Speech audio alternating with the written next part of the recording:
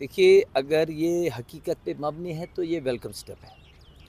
अगर ये इलेक्शन का टाफ़ी है तो फिर इसके लिए हम जो है क्या कह सकते हैं। आप तो देख रहे हैं कि लद्दाख में क्या हो रहा है इस वक्त। लद्दाख को जो उनको उस वक्त झांसा दिया गया है, तो उसके लिए काफ़ी जो पॉलिटिकल पार्टीज़ है यहाँ पे उन्होंने अपने अपने रद्द-ए-अमल ज़ाहिर किए हैं।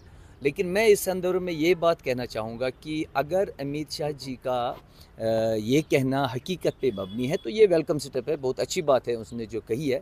लेकिन इसके साथ साथ बाकी जो पहलू है, जो इस वक्त जेलों में लोग बंद है, जिनका कोई कसूर ही नहीं है, उनकी बात भी उनको करनी चाहिए थी।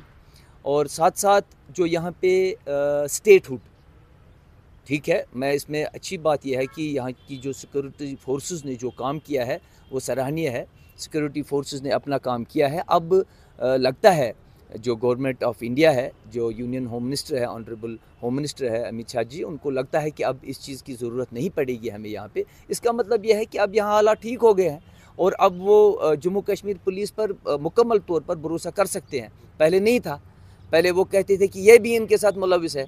अब उन्होंने जम्मू कश्मीर पुलिस पे पूरा एतमाद ज़ाहिर किया है। ये हमारे लिए खुशी की बात है और हमारे पुलिस फोर्स के लिए खुशी की बात है, मुबारक की बात है कि उन पे अब दोबारा एतमाद किया। वैसे एतमाद तो पहले भी था, लेकिन अब उनको बाज़ाब्ता जो है अब एडमिनिस्ट्रेटिव मामलों में या जो बाकी जो चैलेंजेस है जम्मू कश्मीर पुलिस को, चाहे वो मिलिटेंट से रिलेटेड हो, चाहे ड्रग्स रिलेटेड हो या कोई और क्राइम के रिलेटेड हो, तो इसका मतलब यह है कि अब होम मिनिस्टर ने ये सोच लिया है, अब मन बनाया है कि हम इस पावर को, जो आर्म्स स्पेशल पावर एक्ट है, इसको वापस लिया जाएगा। लिया तो नहीं है लेकिन लिया जाएगा। 2010-11 से हम पॉलिटिकल लीडर जो भी यहाँ पे थे वो कहते थे कि इसकी ज़रूरत नहीं है, इसको हटा दीजिए। अब उन्होंने हटाने की बात कही है, लेकिन उस वक्त कही है जब इलेक्शन आ रहा है और उनको लगता है कि शायद इससे हमें कोई फ़ायदा मिलने वाला है। लेकिन जम्मू कश्मीर की आवाम जो है वो काफ़ी साफ़ सुथरी है, इनोसेंट है और समझ रही है कि सरकार कहाँ से चलती है। पहले जो गवर्नमेंट यहाँ पे थी, बीजेपी लेड पीडीपी बीजेपी जो सरकार थी, सेंटर से ही चलती थी।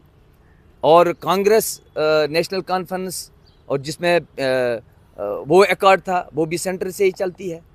और कांग्रेस पीडीपी पैंथर्स पार्टी जब थी, तीनों पार्टियां जब इस सरकार में थी, तब भी सेंटर से ही सरकार चलती है। एक बार हमें अपनी सरकार बनाने दो ना, फिर जो हमें लगाना है हम खुद लगाएंगे, जो हटाना है खुद हटाएंगे। एक अवामी सरकार यहाँ पे हो, हम उसके लिए ज़ोर देते हैं। ऑनरेबल होम मिनिस्टर से ये अपील करते हैं कि भाई होम मिनिस्टर साहब, अब हमें स्टेटहुड भी दे दो और यहाँ पे असेंबली का चुनाव भी कर दो, और ताकि लोग अपने नुमाइंदे का घेरेबान पकड़े, उन्हें कहें कि भाई हमें ये काम करना है।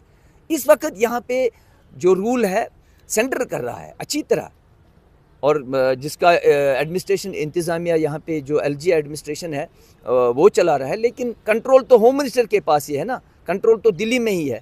तो अगर उन्होंने ये मन बनाया है अच्छी बात है, लेकिन बाकी चीज़ों के ऊपर भी ध्यान देना है। जो बेरोज़गार परेशान है, जो डेलीवेजर परेशान है, उनका भी ख्याल कीजिए। तो ये इलेक्शन के लिए बहुत अच्छा नुस्खा है।